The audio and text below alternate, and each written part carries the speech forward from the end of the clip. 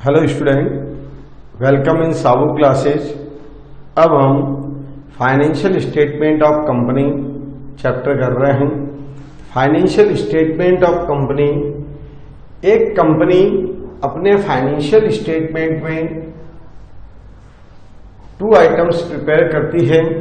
पहला करती है स्टेटमेंट ऑफ P&L और दूसरा करती है बैलेंस शीट। एक कंपनी अपने फाइनेंशियल स्टेटमेंट में 2 ही आइटम प्रिपेयर करती है, एक हुआ statement of profit and loss और दूसरी है बैलेंस शीट।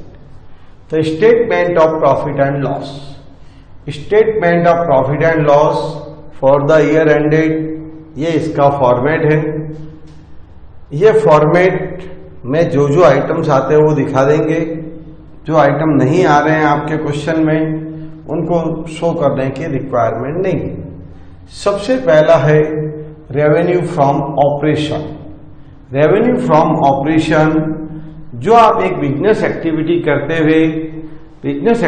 करते हुए मैन्युफैक्चरिंग एक्टिविटी करते हुए जो आप रेवेन्यू अर्न कर रहे हैं उसी को कहा गया है रेवेन्यू फ्रॉम ऑपरेशन। इसका दूसरा नाम है net sales, sales less sales return, net sales. नया नाम है वो रेवेन्यू फ्रॉम ऑपरेशन है, ओल्ड नेम है वो नेट सेल्स है। तो ये आया revenue from operation. Business activity, trading activity करते हुए हम जो भी रेवेन्यू अर्न कर रहे हैं वो रेवेन्यू फ्रॉम ऑपरेशन हो गया। सेकंड नंबर आया अदर इनकम। अदर इनकम में जो हमारी बिजनेस की सेलिंग एक्टिविटी से हटकर अदर एक्टिविटी से जो हम पैसा कमा रहे हैं वो आएगा अदर इनकम। अदर इनकम में जो रेवेन्यू फ्रॉम ऑपरेशन से हटकर बिजनेसमैन को और कोई इनकम रिसीव हो रही है तो अदर इनकम। सेल्स एक्टिविटी से जो पैसा आ रहा है वो रेवेन्यू फ्रॉम ऑपरेशन। और अदर इनकम में कि जिसमें आ जाएगा profit on sale of fix asset, profit on sale of investment, interest receive, dividend receive, bad debts recover. ये कुछ आइटम्स हैं जो बिजनेसमैन को रेगुलरली होते हैं, कभी कभार होता है और उसका बिजनेस एक्टिविटी से कोई रोल नहीं है, वो अदर इनकम में काउंट होते हैं। नेक्स्ट है टोटल रेवेन्यू। टोटल रेवेन्यू में हम इस फर्स्ट और सेकंड दोनों को प्लस करेंगे तो हमारे पास अवेलेबल हो जाएगा टोटल रेवेन्यू। तो सबसे पहले आया रेवेन्यू फ्रॉम ऑपरेशन, फिर आया अदर इनकम, टोटल रेवेन्यू। कई बार ऐसे क्वेश्चन हम करेंगे जिसमें सिर्फ रेवेन्यू फ्रॉम ऑपरेशन ही है, तो रेवेन्यू फ्रॉम ऑपरेशन ही है, अदर इनकम नहीं है, तो रेवेन्यू फ्रॉम ऑपरेशन ही आपकी क्या हो जाएगी, टोटल रेवेन्यू हो जाएगी। अब इसके बाद में आया एक्सपेंसेज। एक्सपेंसेज में फर्स्ट आइटम है cost of material consume. Cost of material consume का मतलब है, मीनिंग है कि जो बिजनेस में आप मैन्युफैक्चरिंग का काम कर रहे हैं उसमें आपने कितना माल कंज्यूम किया है, मैन्युफैक्चरिंग गुड्स कितना काम में लिया है, मैन्युफैक्चरिंग में उसकी कॉस्ट कितनी आई है, उसको हम बोलते हैं कॉस्ट ऑफ मटेरियल कंज्यूम। मतलब ओपनिंग स्टॉक ऑफ मटेरियल, उसमें ऐड करते हैं परचेज ऑफ मटेरियल और लेस करते हैं क्लोजिंग स्टॉक ऑफ मटेरियल, तो आता है cost of material consume. Second item है purchase of stock in trade. Purchase of stock in trade, इसमें क्या होता है, कई बिजनेसमैन ऐसे होते हैं सिर्फ ट्रेडिंग बिजनेस करते हैं। यहाँ ट्रेडिंग बिजनेस का मतलब है कि वे लोग एक पार्टी से गुड्स परचेज किया और सेकंड पार्टी को गुड्स सेल कर देते हैं। उसमें अपना कोई मैन्युफैक्चरिंग का कोई रोल नहीं होता है, गुड्स परचेज करना, उसमें अपना मार्जिन ऐड करना और आगे सेल करना, वो कहलाता है purchase of stock in trade. फिर आता है चेंज इन इन्वेंट्री।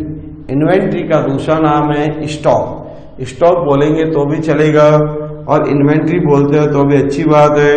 तो change in inventory of finished goods, work in progress and stock in trade. तो change in inventory of finished goods, work in progress and stock in trade. हमारे business में 3 तरह की inventory होती है, 3 types of inventory है। एक है आपकी रॉ मटेरियल की इन्वेंट्री, एक है आपके वर्क इन प्रोग्रेस की इन्वेंट्री, एक है आपके फिनिश गुड्स की इन्वेंट्री। 3 टाइप ऑफ इन्वेंट्री है। तो यहाँ पर क्या होगा, opening stock of finish goods, work in progress का ओपनिंग स्टॉक और स्टॉक इन ट्रेड का ओपनिंग स्टॉक। इन तीनों के ओपनिंग स्टॉक में से तीनों के क्लोजिंग स्टॉक लेस करते हैं और रिजल्ट जैसा भी आ रहा है, चाहे फेवरेबल आ रहा है चाहे एडवर्स, क्या कहा, ओपनिंग स्टॉक में से आपको क्लोजिंग स्टॉक का फिगर लेस करना है। रिजल्ट फेवरेबल आए तो फेवरेबल दिखा दो, एडवर्स आ रहा है तो एडवर्स दिखा दीजिए। फिर है आपका employ benefit expenses. Employ benefit expenses के अंदर जो हमारे यहाँ एम्प्लॉय काम कर रहे हैं उनको हम सैलरी पे करते हैं, वेजेस पे करते हैं, बोनस वगैरह पे करते हैं, लीव एनकेसमेंट वगैरह देते हैं, जो भी उनको हम पे कर रहे हैं वो सब एम्प्लॉय बेनिफिट एक्सपेंसेस में आता है। फिर आता है फाइनेंस कॉस्ट। फाइनेंस कॉस्ट के अंदर आया कि हमारे जो बोरोइंग है, हमारे जो लोन लिए हुए हैं, उन लोन पर हमें इंटरेस्ट पे करना पड़ता है। हमारे जो डिवेंचर इश्यू हुए हैं, हमारे जो बॉन्ड इश्यू हुए हैं, उन पर हम इंटरेस्ट पे करते हैं। वो इंटरेस्ट का अमाउंट फाइनेंस कॉस्ट के नाम से आता है। फिर है depreciation and amortisation expenses. Depreciation always charge on fix asset. Fix asset को हम कंटिन्यू यूज में लेते हैं, फिक्स एसेट को हम यूज में लेते हैं तो उसकी वैल्यू एवरी ईयर डिक्रीज होती है और वो वैल्यू जो डिक्रीज होती है उसी को हम क्या बोलते हैं, depreciation and amortisation expenses. Intangible asset are write off, जैसे goodwill write off, patent write off, copyright write off, trademark write off, licence fee write off, ये राइट ऑफ करते हैं उनको अमोर्टाइजेशन बोलते हैं। और डेप्रिसिएशन जो है वो चार्ज होता है आपकी फिक्स एसेट पर चार्ज होता है। फिर अदर एक्सपेंसेस, जो ये फर्स्ट 6 में A to F में वो एक्सपेंसेस जो नहीं आए वो सारे एक्सपेंसेस किस में आ जाएंगे आपके, अदर एक्सपेंसेस। चाहे वो डायरेक्ट एक्सपेंसेस है चाहे वो इनडायरेक्ट एक्सपेंसेस है, वो अदर एक्सपेंसेस कहलाएंगे। अदर एक्सपेंसेस के बाद में हमने लिखा है total expenses. Total expenses A to G तक की टोटल लगाएंगे, जो टोटल आएगी उसको हम बोलेंगे टोटल एक्सपेंसेस। तो टोटल रेवेन्यू में से टोटल एक्सपेंसेस हम लेस कर देंगे तो हमारे पास अवेलेबल होगा प्रॉफिट बिफोर टैक्स। इस थर्ड में से हम फोर्थ आइटम को लेस करेंगे तो हमारे पास आएगा प्रॉफिट बिफोर टैक्स। अब यदि हमें टैक्स लगाना है तो क्वेश्चन लिखेगा इतने % टैक्स लगाइए। क्वेश्चन जितना बोलता है वो टैक्स अमाउंट डिडक्ट कर दिया जाएगा तो आ जाएगा प्रॉफिट आफ्टर टैक्स। और मान लो टैक्स के बारे में कुछ कहा ही नहीं है तो जो प्रॉफिट बिफोर टैक्स है वही हमारा प्रॉफिट आफ्टर टैक्स हो जाएगा। Tax rate are not given in the question तो उस कंडीशन, और tax rate given in the question तो जो रेट दी हुई है प्रॉफिट बिफोर टैक्स पर जितने % बोलेगा उतना टैक्स लगा देंगे और उसके बाद आएगा प्रॉफिट आफ्टर टैक्स। अब आया सबसे पहला वापस number 1 item, revenue from operation. Revenue from operation, revenue earn by company from its operating activity. कि एक operating activity, trading activity, manufacturing activity करते हुए आपने जो रेवेन्यू अर्न की है उसी को हमने कहा revenue from operation. Net sales, sales minus sales. Financial के लिए वो इंटरेस्ट इश्यू, डिविडेंड इश्यू हो जाएगा। बाकी जो हम बात कर रहे हो मैन्युफैक्चरिंग कंपनी के लिए बात हो रही है, मैन्युफैक्चरिंग कंपनी के लिए, ट्रेडिंग कंपनी के लिए। अब आया other income. Income earn by A company from its non operating activity. ये इनकम हमारी रेगुलर इनकम नहीं है, जब भी होती है ठीक है, वो अदर इनकम कहलाती है। जैसे कोई भी फिक्स एसेट आपने सेल की तो profit on sale of fix asset, investment sale किए profit on sale of investment, कोई आपको इंटरेस्ट इश्यू हो रहा है, शेयर्स में पैसा इन्वेस्ट किया हुआ डिविडेंड इश्यू हो रहा है, कोई आपका बैड डेट्स रिकवर हो रहा है, इन आइटम्स को हमने अदर इनकम में काउंट किया है। तो profit on sale of fix asset, profit on sale of investment, interest received, dividend received, bad debts recover. अब आए हम इन दोनों को प्लस करते हैं तो हमारे पास अवेलेबल होती है टोटल रेवेन्यू। अब आए एक्सपेंसेज। एक्सपेंसेज में सबसे पहला नाम है कॉस्ट ऑफ मटेरियल कंज्यूम। तो cost of material consume, cost of raw material and other material consume in manufacturing the goods. जो आप मैन्युफैक्चरिंग का काम कर रहे हैं उसमें आपका माल काम आया, उसको हम कहते हैं कॉस्ट ऑफ मटेरियल कंज्यूम। तो opening stock of material add किया हमने परचेज ऑफ मटेरियल और लेस करेंगे क्लोजिंग स्टॉक ऑफ मटेरियल, तो हमारे पास अवेलेबल हो जाएगा कॉस्ट ऑफ मटेरियल कंज्यूम। ये हमारे यहाँ स्टेटमेंट ऑफ P&L में भी यूज आने वाला है। ये हमारे जब हम रेशियो एनालिसिस चैप्टर करेंगे उसमें भी आपका ये कहीं काम आएगा। तो opening stock of material at purchase of material less closing stock of material, तो आ जाएगा कॉस्ट ऑफ मटेरियल कंज्यूम। तो फर्स्ट वर्ड था हमारा cost of material consume. Cost of material consume, इसके अंदर हमने कहा था opening stock of material at purchase of material less closing stock of material. ये एक्सपेंसेस का पहला आइटम था कॉस्ट ऑफ मटेरियल कंज्यूम और दूसरा आइटम है purchase of stock in trade. तो purchase of cost of material consume आएगा तो स्टॉक इन ट्रेड नहीं आएगा, और स्टॉक इन ट्रेड आएगा तो कॉस्ट ऑफ मटेरियल कंज्यूम नहीं आएगा। दोनों में से एक आता है। तो purchase of stock in trade, तो purchase of stock in trade उन लोगों के लिए हो गया जो गुड्स परचेज करते हैं और उसको वापस रीसेल करने का काम करते हैं। माल परचेज, गुड्स परचेज किया, उसमें अपना एक फिक्स मार्जिन ऐड करते हैं और आगे सेल कर देते हैं। इनके यहाँ पर कोई मैन्युफैक्चरिंग प्रोसेस नहीं होता है। ऐसे बिजनेस को हम बोलते हैं ट्रेडिंग बिजनेस बोला जाता है कि goods purchase and resale. Next है change in inventory of finish goods, work in progress and stock in trade. Inventory की 3 स्टेज बताई गई हैं, finish goods, work in progress and stock in trade. ये आपको कहाँ मिलेगी? जहाँ पर मैन्युफैक्चरिंग वर्क हो रहा है वहाँ पर ये तीनों स्टेज मिलती। माल जो सबसे पहले आता है वो रॉ मटेरियल की कैटेगरी का हो जाता है।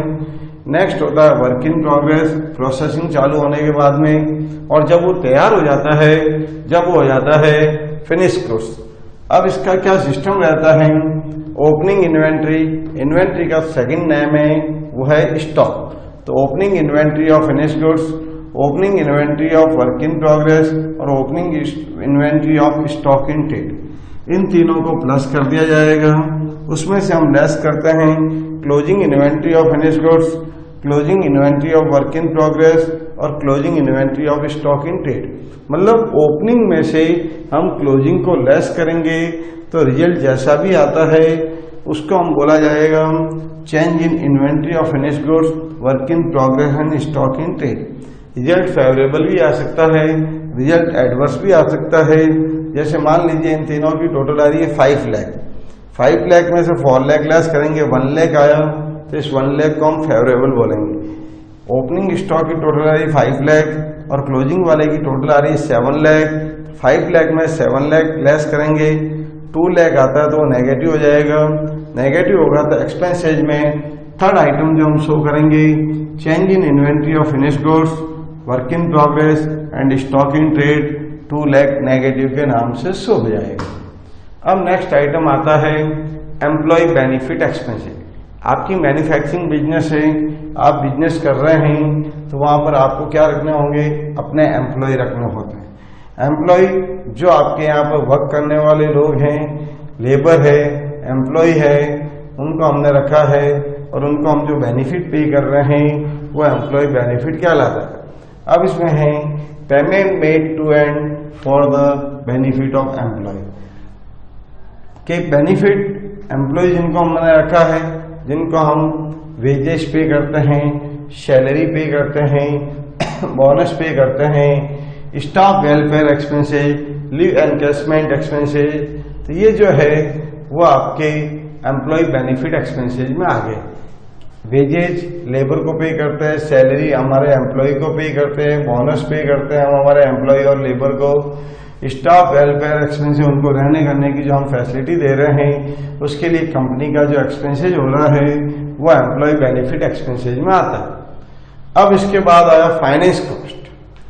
Bank interest paid on borrowing, चाहे वो शॉर्ट टर्म है चाहे वो लॉन्ग टर्म है, आपके जितना भी पैसा मार्केट से उधार लिया हुआ है उस पर आप इंटरेस्ट पे कर रहे हो, वो फाइनेंस कॉस्ट का पार्ट है। अब इसमें एग्जांपल आया टर्म लोन, टर्म लोन है, बैंक ओवरड्राफ्ट है, कैश क्रेडिट लिमिट है, पब्लिक डिपॉजिट है, डिबेंचर है, बॉन्ड है, ये सब आपके फाइनेंस कॉस्ट का पार्ट। इन सब पर कंपनी लोन बोरो करती है, बैंक ओवरड्राफ्ट की फैसिलिटी है, सीसी लिमिट उसको मिली हुई है, cash credit limit, public deposit है या डिवेंचर वगैरह, जिन पर सबको हमें क्या देना पड़ता है, इंटरेस्ट पे करना पड़ता है। तो interest paid on borrowing is the finance cost, चाहे वो करंट लाइबिलिटीज पे है चाहे वो नॉन करंट लाइबिलिटीज पे है, इंटरेस्ट पेड ऑन बोरोइंग जो है वो फाइनेंस कॉस्ट का पार्ट कहलाता है। अब है डेप्रिसिएशन एंड अमोर्टाइजेशन एक्सपेंसेस। पहली बात हम करते हैं डेप्रिसिएशन। डेप्रिसिएशन जो हम चार्ज करते हैं वो always charge on fixed tangible asset. तो depreciation is the fall in value of fixed asset due to its usage, कि भाई एसेट को हम यूज में लेते हैं और एसेट को हम यूज में लेते हैं तो उसकी वैल्यू एवरी ईयर डाउन होती है, और एवरी ईयर डाउन होती है उसी को हम क्या बोलते हैं, डेप्रिसिएशन बोला जाता है। तो डेप्रिसिएशन से हमारी एसेट की वैल्यू डिक्रीज होती है। फिर आया अमोर्टाइजेशन, कि साहब जो हमारी fix intangible asset, cost of intangible fix asset, cost of intangible fix asset write off over their estimated useful life, कि आपकी जो इनटेंजिबल एसेट है, goodwill, patent, copyright, trademark, licence fee, इनको हम राइट ऑफ कर रहे हैं, तो राइट ऑफ वाला अमाउंट इस डेप्रिसिएशन एंड अमोर्टाइजेशन एक्सपेंसेस के नाम से इस हेड के अंदर इसको शो किया जाता है। फिर है other expenses, all direct and indirect expenses. A से लेकर एफ तक जो एक्सपेंसेस नहीं आए वो सारे के सारे एक्सपेंसेस इस जी के अंदर आ जाते हैं, चाहे वो डायरेक्ट एक्सपेंसेस हो चाहे वो इनडायरेक्ट एक्सपेंसेस हो। तो all direct and indirect are other expenses, चाहे वो डायरेक्ट है चाहे इनडायरेक्ट है, उनको हम अदर एक्सपेंसेस में काउंट करते हैं। अब इसमें हमको स्टेटमेंट ऑफ P&L का फॉर्मेट, इस चैप्टर में दो ही चीजें हैं, एक बैलेंस शीट है, एक स्टेटमेंट ऑफ P&L है। बैलेंस शीट में आपको पूछा जाता है, आइटम दे दिए जाते हैं और ये कहता है इनको शो करिए हेड और सब हेड, और स्टेटमेंट ऑफ P&L के भी आइटम देगा तो उसमें भी यही कहेगा कि आपको शो करना हेड में और सब हेड में। तो देखना होगा कि कौन से हेड में जा रहा है या कौन से सब हेड में जा रहा है, उसके अकॉर्डिंग बात करनी है, उसके अकॉर्डिंग आपको वर्क करना है। तो इस चैप्टर में जो मोस्ट चीज़ है वो स्टेटमेंट ऑफ P&L और बैलेंस शीट, ये दोनों के दोनों फॉर्मेट आपको लर्न होने चाहिए, तभी आप क्वेश्चन कर पाएंगे।